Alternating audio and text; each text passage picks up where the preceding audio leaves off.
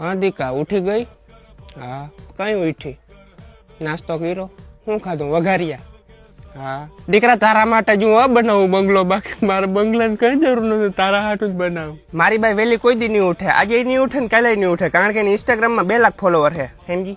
એ sorry, મારા બાઈ નું ખાર કોઈ દી ના કરજો. મારા બાઈ આખું ઘર મેલીને આવે છે પોતાનું, સમજાય તને? અને થારમાં લીટર ના કરે, સાનમન રે પૈસા. હા બકા એ તો તારા હાટું જ લડું છું બધે હાટુમાં. અને દીકરા કઈ પણ કામની ઉપાધિ ના કરજો. આ તારો ઘરવાળો છે ને આવું હસબેન્ડ છે, હસબેન્ડ. અને બેટા તારા માટે મોટી મોટી બારી મેલાવી છે, કદાચ લાઈટ વહી જાય ને તો તને ગરમી ના થાય.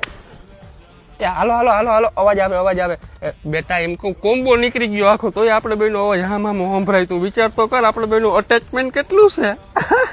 બેટા ઘરમાં તારા માટે 2 ટનનું એસી નાખવાનું છે, તું કારી ના પડી જાય ને એટલે તારે ઉપાધિ કઈ કરવાની નથી. તું અહીંયા એકદમ રાણીની વાયરે જીવવાની છો, રાણીની વાયરે. આમ જો દીકા મારો બર્થડે હમણાં આવે છે, તારે કઈ ગિફ્ટ દેવાની જરૂર નથી. બધાને પેલા છે ને હેપી બર્થડે ખાલી લખ નાખજે, એટલે હું છે ને રાજી રાજીને રેડ થઈ જાય. સમજી તું? તો બેટા હું જરાક વાર સુઈ જાઉં, ફોન ચાલુ રાખું કાપી નાખું?